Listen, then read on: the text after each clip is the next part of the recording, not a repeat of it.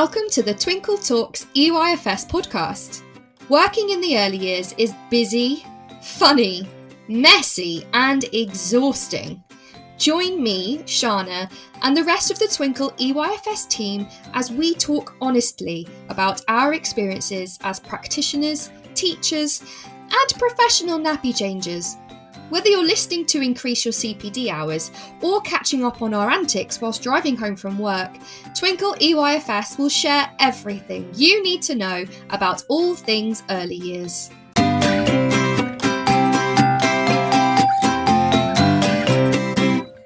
Hello, wonderful listeners. It's great to be with you again. Welcome to another episode of Twinkle Talks EYFS, and we've got quite an interesting topic to talk about today. But before we get there, it's time for another round of Praise a Practitioner, where lots of you have been getting in touch to nominate your colleagues to celebrate the amazing things that they do to help us in our job. So let's get started.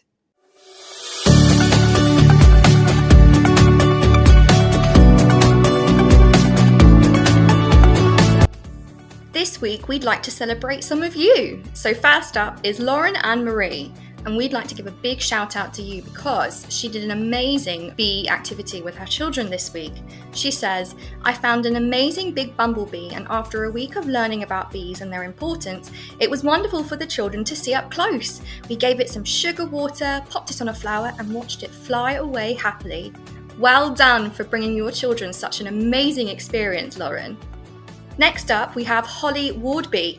It's her birthday, and all the children she cared for were amazing. She says it really made her day a good one. Plus, I was very lucky to receive some amazing little gifts from them. Happy birthday, Holly. And last but certainly not least, we'd like to celebrate Kim Scott and her team because she got through Ofsted. Well done, Kim and team. I'm sure you did amazing. That's it for this week's Praise a Practitioner. Tune in next time to celebrate more of your amazing colleagues.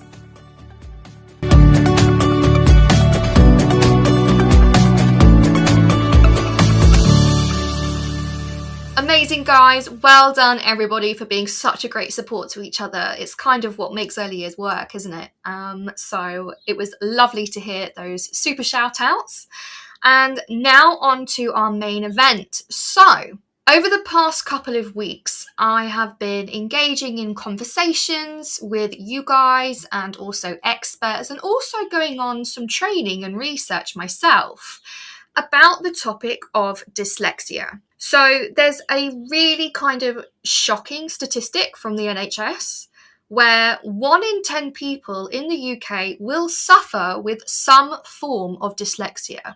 And I feel like we're really good as practitioners in supporting our children and to spot the early signs.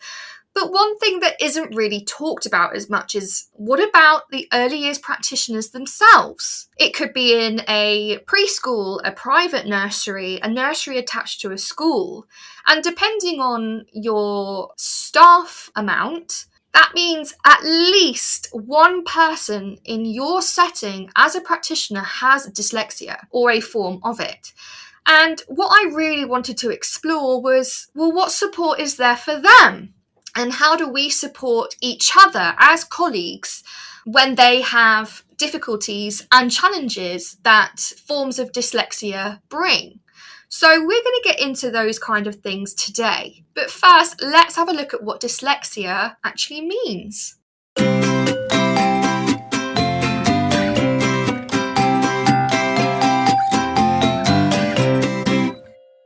So I've had a good look at a couple of things online on the NHS and also people's experiences and research as well. And we'll first look at the definition of dyslexia. Now, dyslexia is actually a spectrum disorder, which means that there is a range of symptoms and how it can manifest in different people. So people with dyslexia commonly have difficulty with some or all of phonological awareness, verbal memory, rapid serial naming, and verbal processing speed. But that doesn't mean that they might not have other symptoms as well. I think a common misconception is, especially from a lot of people that I've been speaking to, is that Dyslexia means that they're stupid. That's what people with dyslexia have fed back to me, that they feel stupid. And that is absolutely not the case, okay, guys? Dyslexia has no link to intelligence, okay? So if you are one of the 1 in 10 that have a form of dyslexia, I'm here to tell you, you are not stupid. It is actually as well also one of the most common learning difficulties in the UK. Okay, so you're not alone. You're not alone.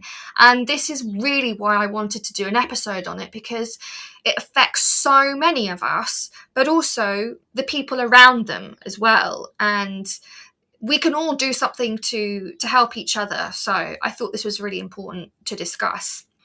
I also had a look at a website called patos-dyslexia.org. I'll put a link in the episode description so you can have a look yourself. And it says that dyslexia is a combination of abilities and difficulties. The difficulties affect the learning process in aspects of literacy and sometimes numeracy. I'm sure you guys have heard of dyscalculia, dyspraxia, things like that. Coping with required reading is generally seen as the biggest challenge at higher education level, not because of the content, but partly due to the difficulty in skimming and scanning written material. You know, in higher education, you have to do a lot of research and reading papers and doing big dissertations. And it's actually the skimming and scanning part that is quite challenging for people with a form of dyslexia. At this point, you might be thinking, hang on a minute, Shána, why are you talking about higher education? We're early years practitioners. We're doing the early years curriculum.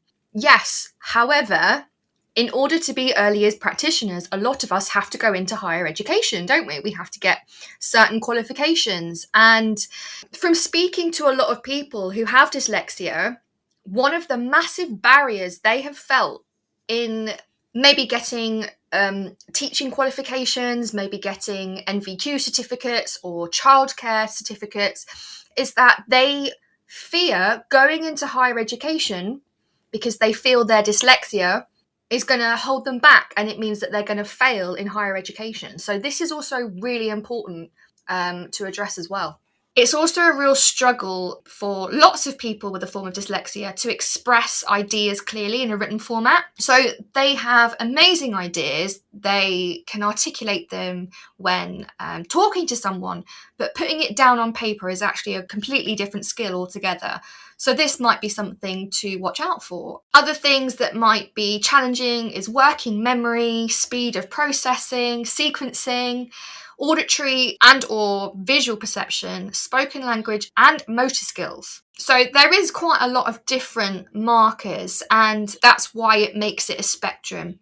Some people with dyslexia might have lots of these challenges, some might have not as many, but they're all kind of in the same field. Now it says here, visual spatial skills, creative thinking and intuitive understanding are less likely to be impaired and actually may be outstanding. So there you go. And the DfE's working group on SPLD in higher education do say that enabling or assistive technology is often found to be beneficial. So I have seen that perhaps in higher education, there may be students with a diagnosis that get given a laptop to do writing rather than handwritten skills, because sometimes technology can help them. So as you can see, dyslexia is a really kind of complex learning disability, and it's got such a wide range of symptoms, challenges, difficulties, and they differ from person to person. And I think that we try our best, don't we, to really help our children, even in early years, to spot those early signs and to give the children support. But what about the educators? What about teachers? Certainly from my experience, I do not have a formal diagnosis of dyslexia. I don't really feel like it's something that's talked about as much for staff. You know, we talk about spotting the signs and supporting children a lot, but what about our colleagues? And I had a colleague who has dyslexia. We tried our best to support her, make her feel supported and also not ashamed. A lot of people that I've spoken to that have a form of dyslexia often feel a lot of shame. And I can see that it's because, you know, as a teacher, you are expected to, well, get everything right, isn't it? It's like this perfectionism. But that includes things like reading, writing, spelling, punctuation, grammar, all the things that somebody with dyslexia is going to naturally struggle with. And so they feel ashamed. I'll go into a little bit more detail later with some of your comments from people who have dyslexia and are educators, but a lot of people don't like to admit it or even put it down on, maybe CPD or things like that to get help with, because they get really bad imposter syndrome. And so they feel ashamed to admit it. And that's not okay. That's not okay. So we're going to shine a light on some first-hand experiences. I've got a blog here from someone who's been really open about their experience as being a dyslexic educator. I'm going to have as well one of my colleagues come and join us and tell us about her experience. And I've been talking to you guys as well and just getting some real insight into your daily lives, what your challenges are and how we can support each other, and where you guys can go to get maybe legal or official support.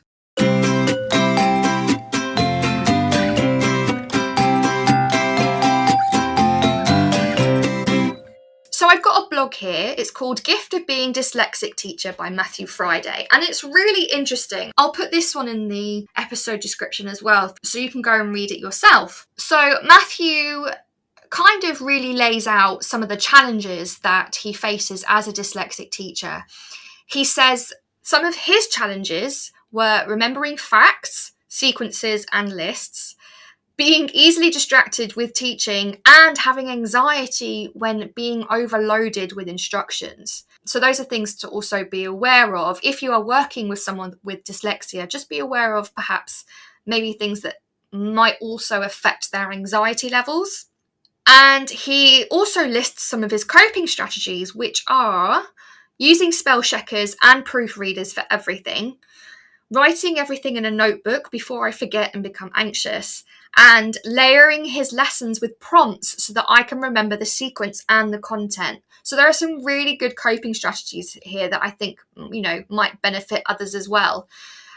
Spell checkers and proofreaders are absolutely great. I use it for all of my documentation as well. And don't be afraid to ask your colleagues, can you just check this, please? We don't mind. With my colleague who had dyslexia, she would come to me if we were making a display or doing documentation. She would always give it to me and say, Shána, can you just read this for me? Absolutely. Of course I can. Not an issue. We're here to support each other. So I will happily read over your things if you feel like, if it supports your mental health and your anxiety, not a problem whatsoever. Layering my lessons with prompts is such a good coping strategy there, because not only does it benefit you've got a little piece on a presentation or on a notebook clip that reminds you of kind of what the slide is about or what that piece of work is about. But it also helps the children as well. There'll be children in your class that they will really benefit by seeing that. And it's a really good strategy to use for everybody. Now, he also lists some benefits for being a dyslexic teacher, and there are absolutely loads. And I really wanted to include this because it's easy to focus on the challenges and the difficulties and look at how to support them, which is equally important, absolutely. But there are also some really good things that come out of being a dyslexic teacher, and why we need more dyslexic teachers in the education system. And he outlines why. He says it gives him valuable insights into the challenges students face with literacy. Absolutely. He knows where they're coming from and he can see their struggles because he's been through it. He has the motivation to pay particular attention to the children who find paying attention difficult, the ones who are daydreaming or distracted, things like that. He understands why, and he's got that motivation because he might know some ways to help them. He's got the desire to devise special strategies and activities for students, which he can pass on to parents too. And this is such a unique perspective because he'll be able to try them himself and really honestly say to the parents, look, this worked for me, this didn't work for me, but try them. Here are some strategies. He also says that he has the impetus to educate parents and even deal with their own learning needs.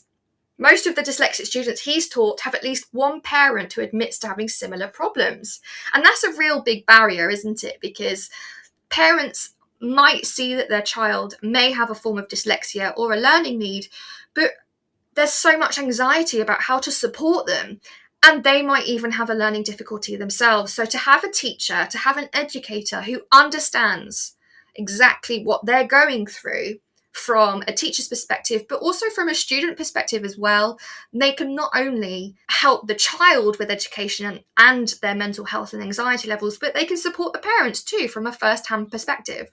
It says it also gives him the chance to show children that some of history's greatest artists, leaders, and inventors were dyslexic, and this helped him relieve some of the pressure and shame that not he only felt, but students feel. Absolutely. I think it's really important for children to see that just because you have a form of dyslexia, it does not mean you're going to fail at whatever you do.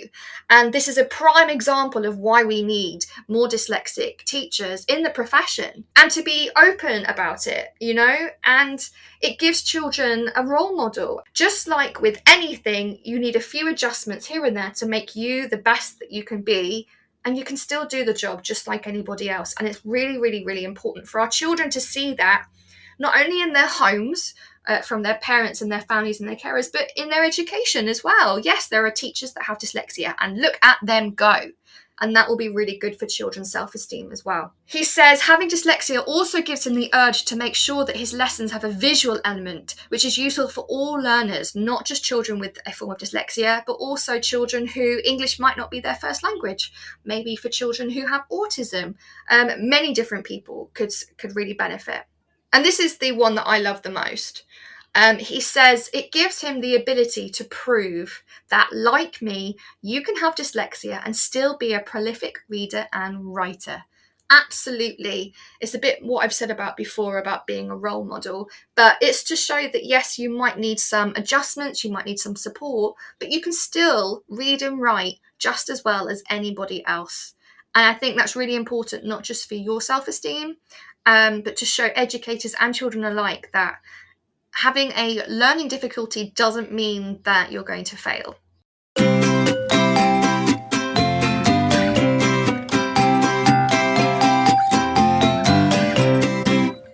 So I reached out to you guys on social media to see how many of us are affected or work with someone who is affected by a form of dyslexia. And the results are quite telling. So I asked the question, do you have dyslexia, and what challenges or support have you experienced as an early years practitioner? 48% of you said yes, you do have dyslexia. 38% of you said no, but 14% of you said you work with someone who does. So combined, that's a massive 62% are affected by dyslexia in the workplace. That's a lot. And I know it's only a small group of people that we do our focus groups from, but even that is quite substantial. So I spoke to some people about their experiences, and quite a few people got back to me. Julie Hollinshead said, my daughter has dyslexia, dyscalculia and dyspraxia, plus wears green glasses. Although I have not been diagnosed, it is hereditary. I believe I have difficulty in language and literacy. I'm of an age where I've never been tested. My younger brother is very articulate, but his spelling is atrocious. What I think in my head, I could write a book, but put a pen in my hand and I struggle to write it. My words are very CVC. As my daughter progressed through primary and secondary, I saw more of myself in her. She has been diagnosed. The generation before myself were called thick and given raffia baskets to weave at the end of a class. I had an inspirational role model. She is 80. 3 children, all dyslexic. She started as an NNEB and through hard work became a nursery teacher of 2 schools travelling on a bus. Now both schools have nurseries. She would have a dictionary next to her as she completed her observations. I aspire to be half as brilliant as she is. Julie, thank you so much for getting in touch. There's so much to unpack in what you said here. Firstly, let's go to the point of I am of an age where I have never been tested. This has been so true for a lot of you who have got in touch. It seems like a few decades ago, dyslexia just wasn't something that was on the radar and wasn't really picked up unless it was severe. And that is such a shame, because a lot of you have got to adult age and you're teachers now, and you haven't even got a formal diagnosis to then get support with. And with a lot of things, it does unfortunately mean that if you don't have a diagnosis, you're not likely to get official support, which is really, really sad. And I'm sure there's a generation of people who have dyslexia that feel like they've missed out, and that's not okay. And it can also be quite traumatic to start the process as an adult to get a diagnosis. But as I said before, there are those organisations that are there to support you. So I would encourage anybody who this speaks to go and seek support from those organisations, to go and get a diagnosis.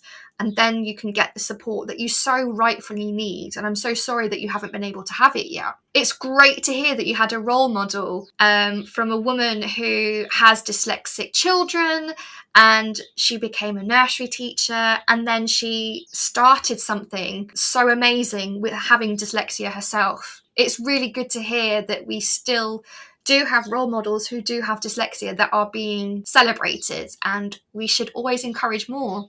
Caroline Bloomfield says that she struggles a lot with phonics and sounds. They just don't make sense or come naturally to her. She ended up teaching SEN early years, and they were at a formal phonics level, so it actually worked out well for me. I think that's also a really important point to make, isn't it? It kind of also really does depend on where you're working and what strategies they use for the children and how their education system runs. Just because you might be struggling with a scheme of work in one school doesn't mean that you're not fit to be a teacher, not at all. It might just be that you need to find another education setting that works differently, and it actually might work to your advantage to have dyslexia. Amanda Griffiths says, "We used to have a deputy who would come and check our observations that we used to write on post-its, and she came to me once and said she was going to buy me a dictionary as I kept spelling the same word wrong." My response: a dictionary is no use. She couldn't grasp why till I explained I wouldn't look up a word that, as far as I knew, was correct, so I wouldn't check it. However, my dyslexia wasn't picked up in school or college. It has been whilst I am now doing my level 4 this last year, and I was sent layers and other supports to use. I actually think, Amanda, that's a really good point, isn't it? There are a lot of misconceptions about dyslexia, and that, just go and get a dictionary. Well, that's not going to work, is it? Because if you don't know the word is spelled wrong, you're not going to go and look it up in a dictionary. I don't sit there with a dictionary making sure that I check every word, because I believe that I've written it correctly. So I'm really sorry that that's been your experience, Amanda. And these are the kind of misconceptions that we need to shed a light on. Telling someone with a form of dyslexia to have a dictionary might not always be useful. Jan Edwards says that writing is a little slow for her, and she sometimes needs to check her spelling. She prefers to read a book through first before reading it to the class, but she's got used to making mistakes, so she doesn't worry too much about accuracy, and she concentrates on making it enjoyable for the children. Again, a really good point, a really lovely point, because she's got used to making mistakes, and that's true for all of us. It doesn't matter, does it? We all make mistakes, and we shouldn't be ashamed of them. That's how we learn. That's also what we tell our children to do. Be okay with your mistakes and be open about them. Don't be afraid of them. So that also means we shouldn't be afraid if we have a form of dyslexia. So it's really nice to see someone is able to concentrate on the format and the fun and the excitement of reading and not worry too much about the accuracy. So as you can see here, from the people that have got in contact, there's been a range of different symptoms and challenges and difficulties just from the people that have spoken to me. So it's not going to be the same for everyone. You're going to have different challenges, you're going to have different experiences, and it's important to highlight that one person's experience of dyslexia is going to be very different from someone else's, and that there is no one-size-fits-all support. I was speaking to a lady on social media about this, and there are some things that I found really interesting that I didn't know was even out there. So I'm going to share it with you guys. But there are, the resources that you can give to support people with dyslexia might be different coloured overlays. that we give to children, using a specific font to help the words stand out better. Because sometimes words and letters might be blurry, things like that. But you can also get tinted glasses, which I didn't know about. So I was sharing with this lady that I wear glasses, but my glasses have got a bluish purple tint because I suffer quite badly from night blindness. And when it's really quite bright in the sun as well, I go quite blind. Things go really blurry, I get disorientated, and things like driving can potentially be quite dangerous if I don't have them. And that's just my eyes. That's not like a learning disability, but it's really cool to see that actually you can get overlays for your glasses too. And I think that's really important, because overlays you're going to have to pack in a bag with you and swap things over on different documents to make things see. But if they're already in your glasses, everything is already overlaid for you, and it just makes someone who's got dyslexia their life so much easier. So if you didn't know about that, if you need an overlay, go and do some research into perhaps getting an overlay on your glasses if you wear them. I think that's really, really useful.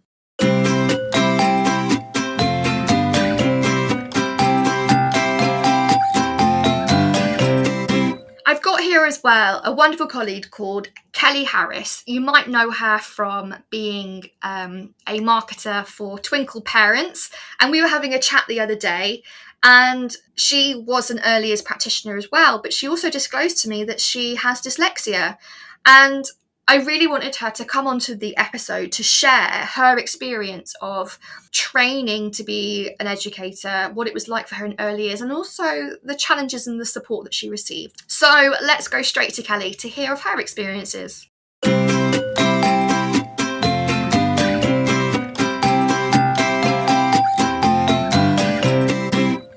So we've got the wonderful Kelly here today. Thank you so much for joining us. You're welcome. Kelly is one of the members of the parents team, so you might have seen her on social media and also blowing up the newspapers. Apparently, Kelly, you're starting to get famous in those newspapers. I know, right? Yeah, they are loving parents, love the hacks, and just people in general love the hacks. They either love them or they hate them. Well, it's getting that conversation, isn't it? Exactly. And that is what we are here for. So I'm so glad that you're able to join us. Thank you, Kelly. So thanks for having me. Obviously, our episode is all about dyslexia, and we were just talking the other day because we did a live together, didn't we, for parents? Yeah. And we were just talking, and it actually turns out that you have dyslexia. Yeah. So I thought, oh, hang on, this would be amazing if you wouldn't mind to come on, share your story, just to give a real insight into the challenges that people with forms of dyslexia have, especially in the teaching world and things like that. So I just wanted to start off by asking you, so in terms of your diagnosis, what was your journey to diagnosis? Wow, it was a journey as well. And I think you'll find that a lot of people of my generation have had similar experiences. Right. For me, I always struggled as a child with academics. Right. But it was always difficult to know whether that was to do with having something like dyslexia or due to my environment and my circumstances. I am a child of two forces parents, so we moved around a lot. I had a lot of different schools, so quite often I would do one topic at one school, move to another school and redo a topic and miss out. So there was elements of that. Did that play a part? And things get missed when you move schools quite a lot as well. All the dots don't get joined together. And when I settled in the UK from coming back from Germany, I started in year 6, and it really showed then that I was having difficulty with the academic side of learning, and the whole 11+ thing came up. And I really wanted to be like my friends and take the tests. But I do remember both my mum and my teacher sort of preparing me, saying, definitely go for it, but, preparing me that I was basically going to fail. Because, looking back, there was no hope in hell that I was going to pass it. And then my secondary school experience started. And I have a thirst for learning in general. But I was aware that I was struggling. And there were certain aspects to learning that I felt so ashamed of. And this comes down to what I now know to be a difficulty with my working memory. So the biggest aspect for me for my dyslexia is remembering things and retaining things.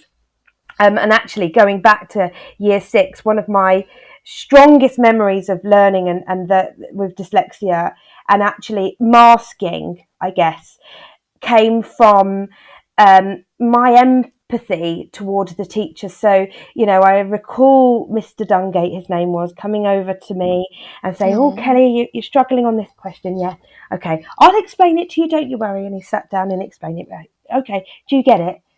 No. So then he would don't worry, and I would explain it again, and he'd explain it again, and do you get it? And I'm like, no. And then he'd like, oh, okay. And I could sense, even though he was such a lovely teacher, I wanted to take away his pain of trying to teach me, if that makes sense. So in the end, and I think a lot of dyslexic people will relate to this, you go, oh yeah, no, I get it now, thanks, move on, because you just want that experience to stop. You just want everybody to move on. You know what it reminds me of? You know when like someone, you ask someone their name, and you don't get it the first time, you're like, what? Yeah. They say it again, and you're like, what? Yeah. And then you still don't get it, and you're like, I can't ask a third time. I'm just going to pretend. Like, that is what you guys must be experiencing all the time. I mean, this all the time. We had parents' evening when I was probably in around year 9, and I remember my English teacher saying to my mum, I really suspect that Kelly is dyslexic. So, and I remember my mum going, okay, well, that makes sense, but so what do we do? And she basically said, I'm really sorry, but we can't afford to send, we don't send children off for full assessments because they're really expensive. And actually that is still the case now. You'll find that lots of schools will pay for dyslexic assessments that the TAs or the teachers can do and implement at school, but they are not a formal diagnosis. They are basically there to be able to then prove that they need to go for an official assessment. And I've actually taken them myself. And unfortunately, at the time, my mum and dad had split up, and my mum was on a low wage, so she couldn't afford for me to go and get the diagnosis or assessment or whatever. So I basically just muddled through. Somehow I got triple science. For some reason, I did have a very good teacher, to be fair, and teachers do play a vital role, which we could probably discuss later.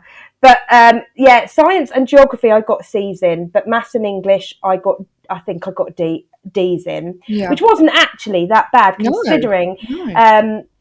Which I'll get onto later when I did my degree. I actually did a whole assessment when I went back through all my old books at secondary school and all my reports, and I wept. I wept when I looked at my work because I've taught in primary school now for the last sort of 18 years, and the writing was at the same level as my year 2s, and I'm in, secondary school at this point. Right. It screams dyslexia now looking at it, but I couldn't be my own advocate at the time. And then what happened is I went and left the workplace because at school, the leaving age at that time was 16, and I went and got a job. Okay. But I wanted to be an actress. So I went to college and did that, and it was at college where they did automatic screening for everybody that signed up to college. It was literally, we were just put in a room with computers, you logged in, and I was I was flagged up. And then what they would do is they actually had a dyslexic or an SEND specialist that worked for the college who would then work with you. Wow. However, at this point I was 18 because I had a bit of a gap year. I was 18 and all my friends were going down the pub. And then there was this, lovely but old lady who was teaching me about grammar at a year 2 sort of level, because actually, to be fair, that's where I was.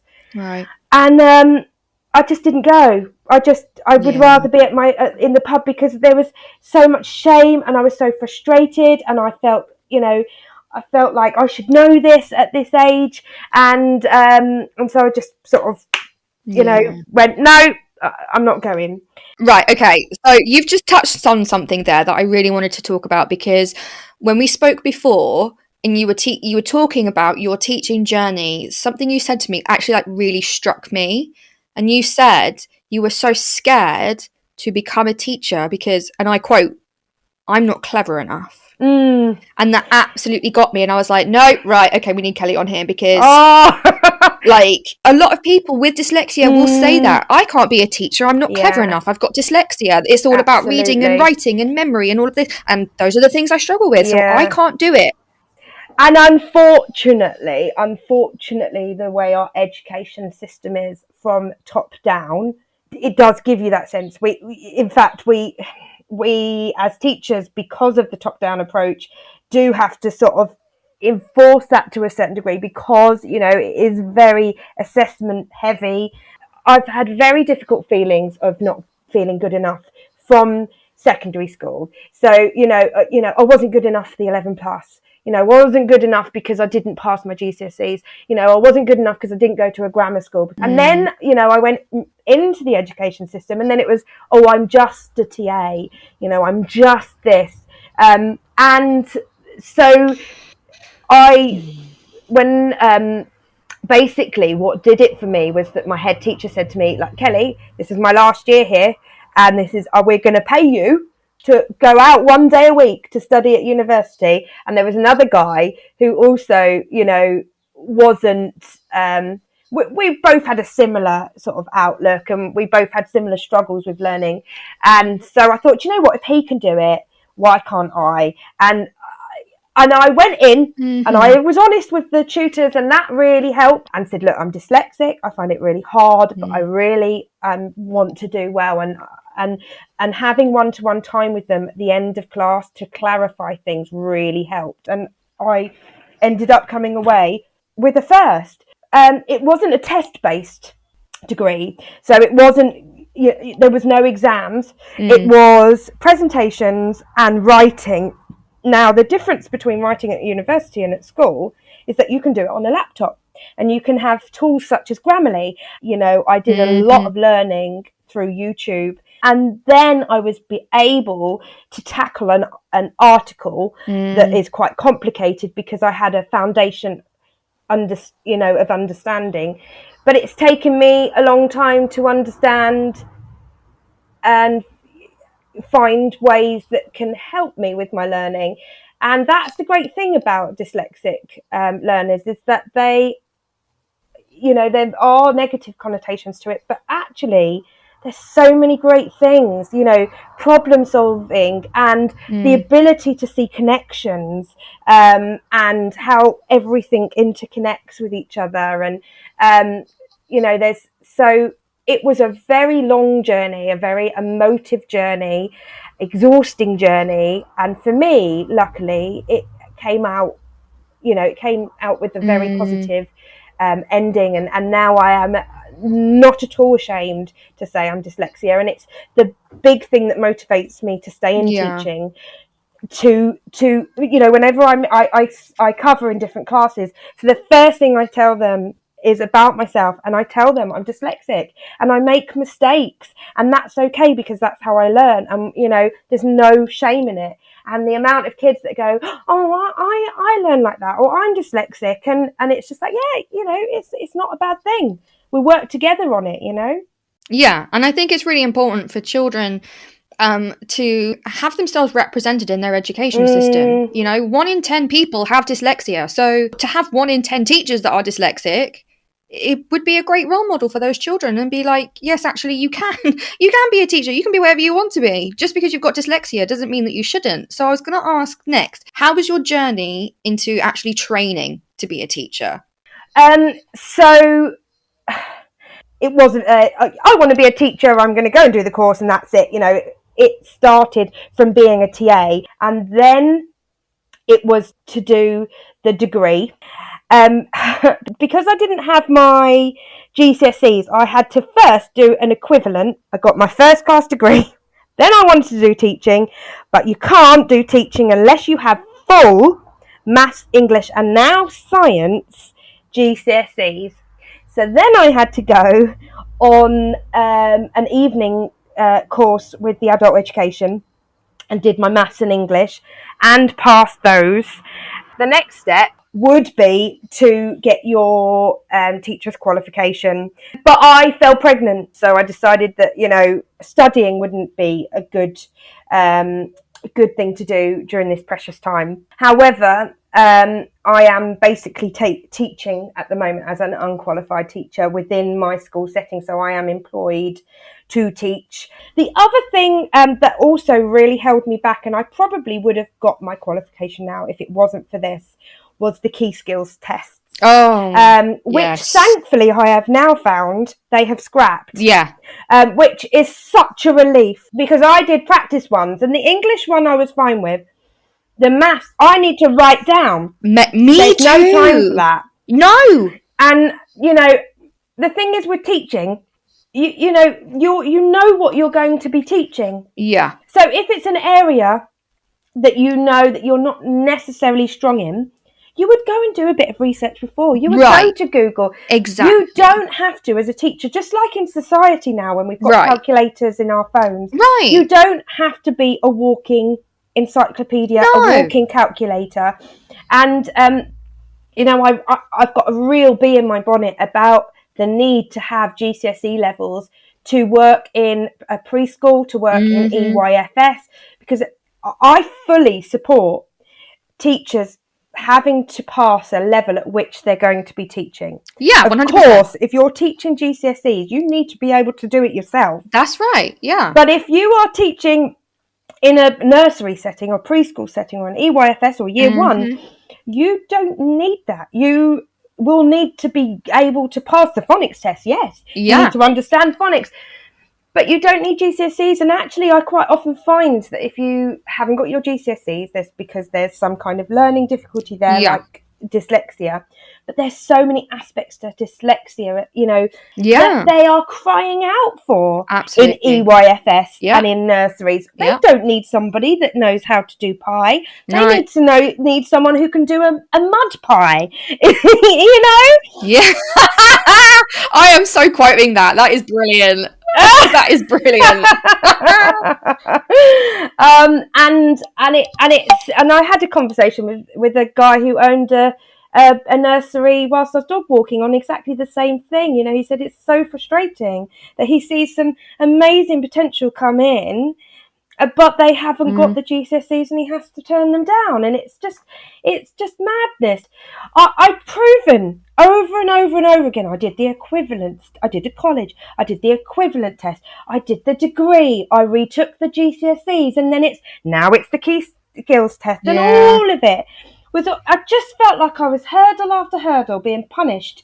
And I'm like, I'm already teaching and I'm already doing a storming job at it. Right, and it's more than just the learning disability, isn't it? It's about mental health as well. It's never, ever in isolation. It's, you have this struggle, you have this challenge, but how that affects your mental health as well. Like you said, how traumatic it was, even just going back into the classroom, revisiting all those things that you felt you struggled with at school, you were then suddenly back in there. Yeah. And, that's a massive impact. And so far as you actually quit because of it, Oh, yeah, yeah. And yes, of course, we definitely need more, or I believe we need more support in the education system for dyslexic practitioners in terms of the learning disability, but also your mental health as well, because that it made you quit. You are not going to be the only one that has made that decision. And like we've discussed before, it's actually so bad. There is such a lack of support that people aren't even going into the profession. And that is, for me, such a red flag. And something needs to change. Being an educator, how has dyslexia affected you teaching, you being in the education system in good and bad ways? What are the positives and negatives having dyslexia in the education system?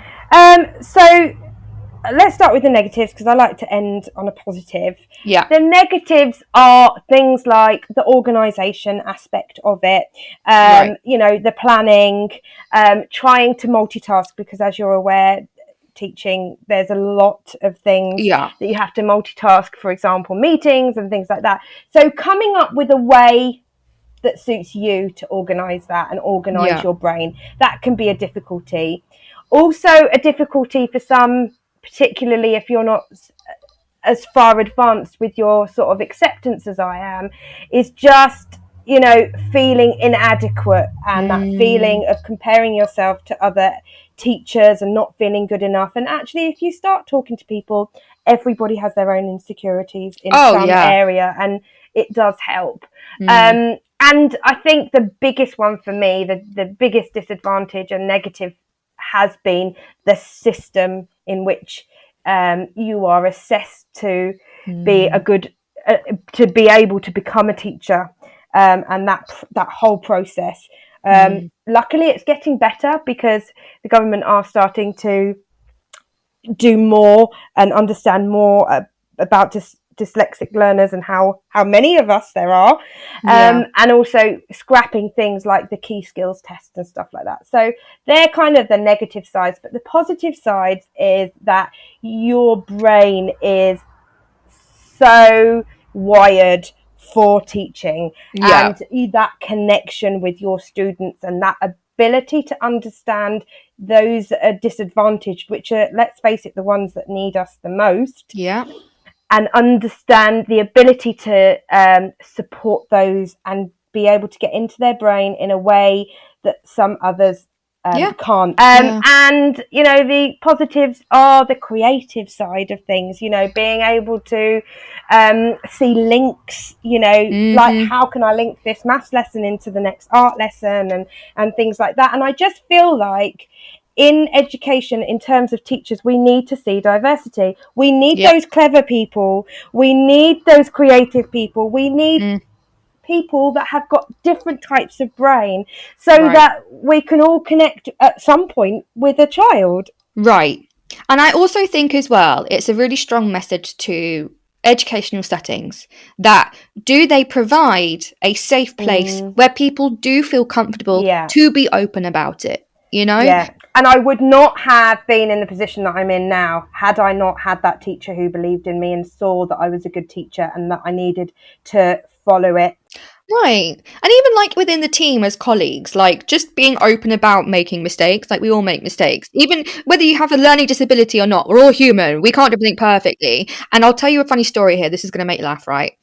So I do not have dyslexia. I don't have a diagnosis, but I did make a pretty serious spelling mistake once. So one of the jobs as a teacher is you've got to update the website, right, with the curriculum, what you've been working on that half term, so and so. So I was updating the curriculum map on the website, and it gets to maths. And I write that, you know, we're counting to 20, we're learning to add and take away, we're doing time, things like that.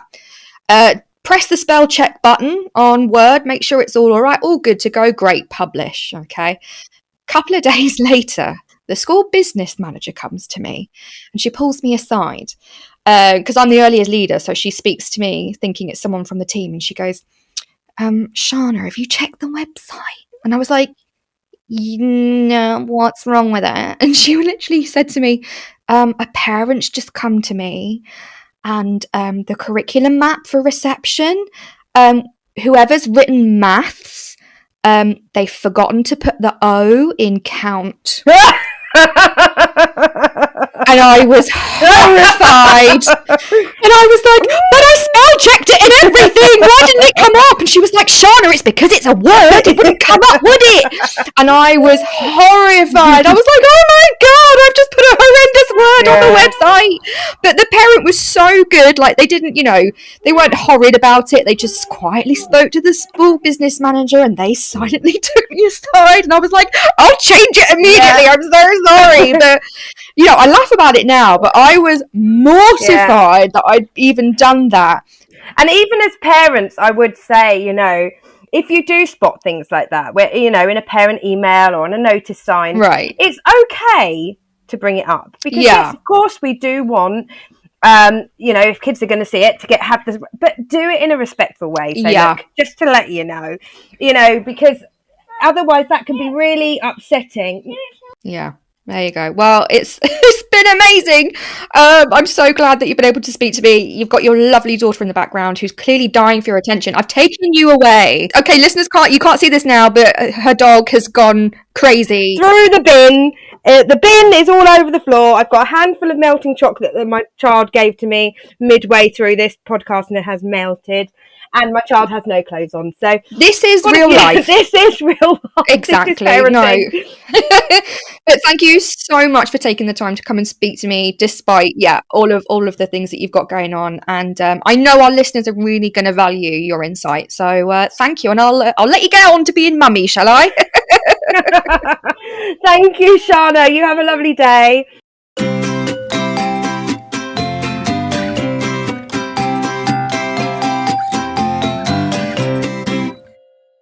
So, what can we do to support our colleagues who have dyslexia? Or if you have dyslexia yourself, where can you get support? Now, that's a really good question, because for me, I don't feel like it's common knowledge, especially in the education system, to actually get support and help as adults with dyslexia. So I did a little bit of research, and I looked at the engageeducation.com blog called Supporting Teachers with Dyslexia, and they outline a couple of things. So they start off by talking about legal assistance, and they tell us to remember that if your dyslexia has a substantial and long-term adverse effect on normal day-to-day activities, it is legally recognised as a disability. So your employer will be required to make any reasonable adjustments that help you do your job.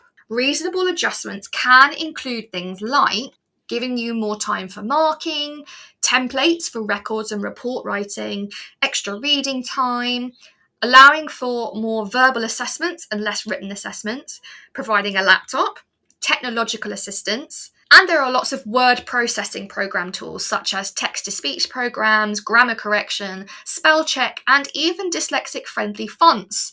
These tools can help you with whatever symptoms of dyslexia you experience. Now, if this speaks to you and you feel like you do need support, it's always really helpful to go and speak to your nursery manager, your school head teacher, just to see what kind of legal support you can get. Engage Education also point out a few technological tools which I think are really good, so I'll list these apps and websites for you now.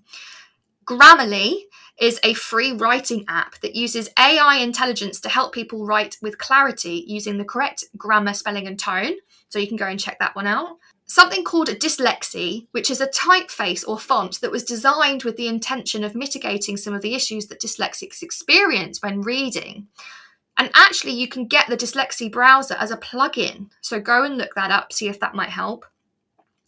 Audiobooks, such as those found on Audible, are a really good way to get through reading material without actually having to do any reading. And there's something called the Education Support Partnership. So if you need help securing the tools you need, the Education Support Partnership is there to help.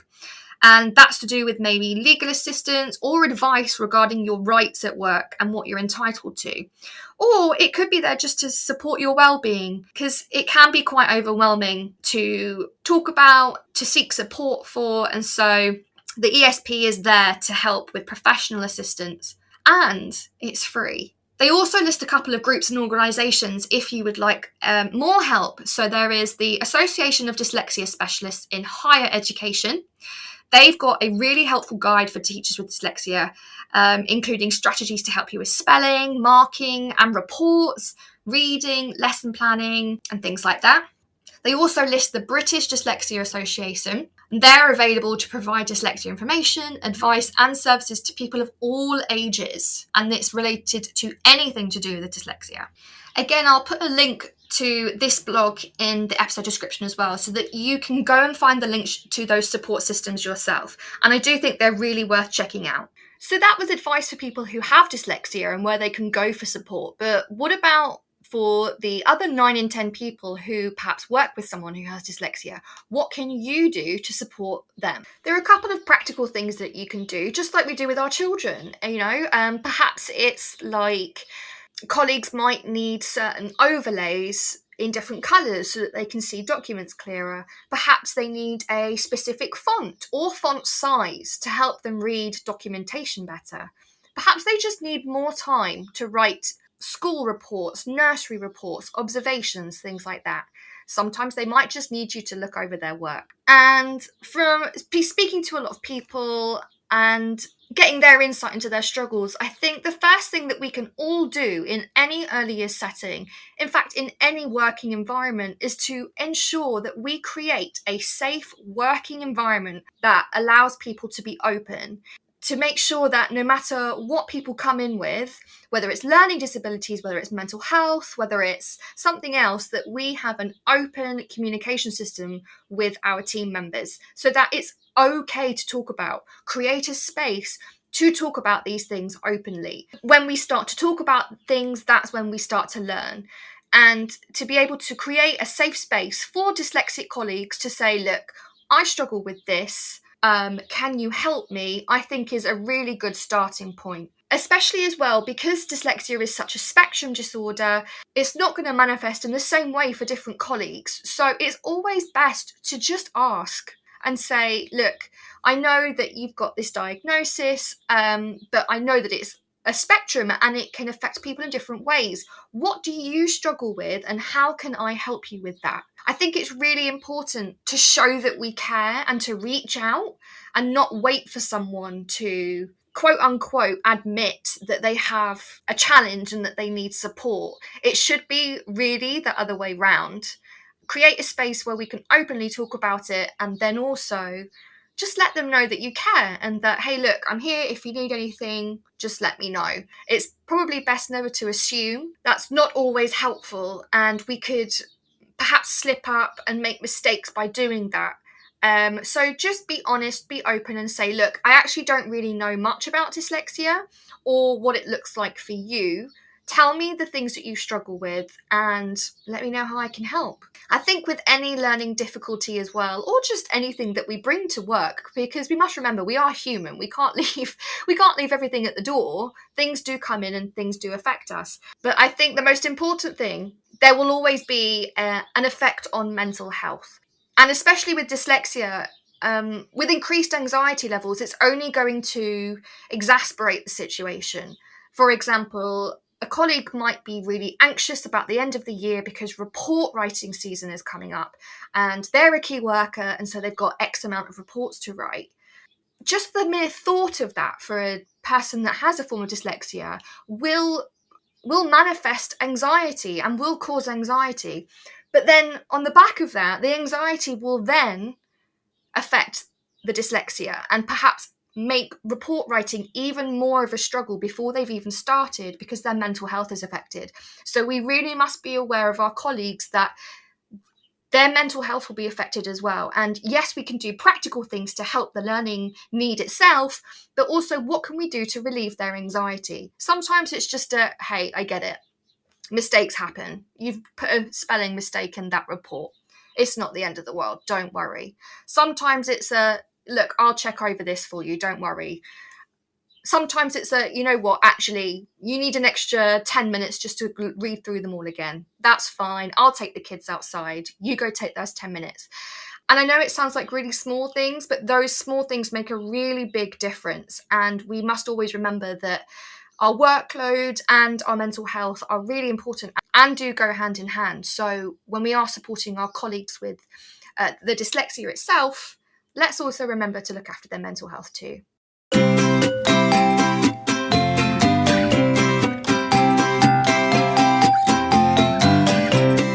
So that is the end of this week's episode all about dyslexia. I hope you have been inspired, encouraged, and also informed about different kinds of dyslexia, what it means, and how we can help each other. And just to end on a really nice note, I'm going to list a few people who you might know that have dyslexia.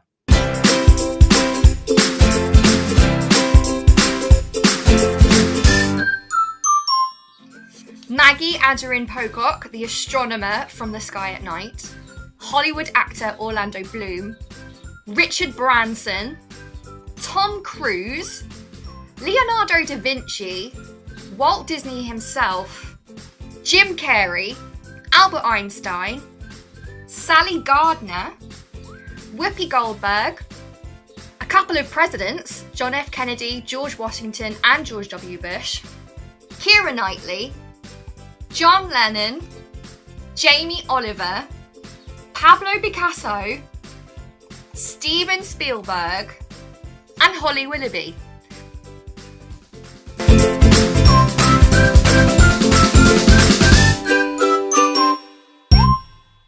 I could go on, the list is huge. But for those of you that have a form of dyslexia and you're listening to this episode, I hope to see your name on that list one day.